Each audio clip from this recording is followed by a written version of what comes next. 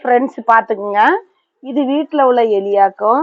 இது பாத்தீங்கன்னா ஒரு விதமான எலியாக்கும். இது வந்து எலி பிடிக்கிறதுக்குன்னே இந்த எலியை வளர்த்துறாங்க, ஒரு அழகுக்கு வேண்டி. எங்க வீட்டுல ஆடு மாடெல்லாம் வளர்த்து முடிஞ்சு, இப்ப வந்து எலி வளர்த்துறாங்க பாத்துக்குங்க.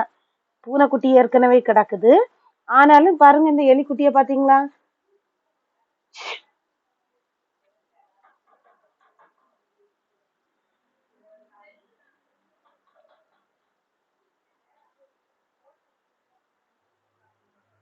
பாத்தீங்களா, நானும் அப்படியே அமைதியா இருக்கு பாத்துக்குங்க. இது இருந்தா நம்ம வீட்டுல எலி வராது, நல்லது பாத்துருங்க. இது யாருக்காவது வேணுமா, வேணும்னா சொல்லுங்க.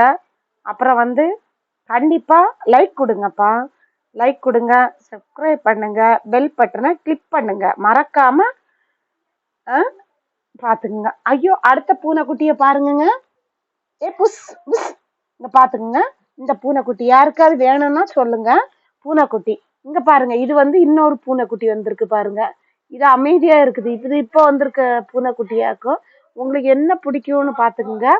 கண்டிப்பா லைக் கொடுங்க, சப்ஸ்கிரைப் கொடுங்க, பெல் பட்டனை கிளிக் பண்ணுங்க மறக்காம. மறக்காம கிளிக் பண்ணுங்க மக்களே. ஓகே. பார்த்தா ஆடு வளர்த்தாங்க, மாடு வளர்த்தாங்க, கோழி வளர்த்தாங்க, பாத்தீங்களா எலிக்குட்டியே வளர்த்துறாங்க பாத்துக்குங்க.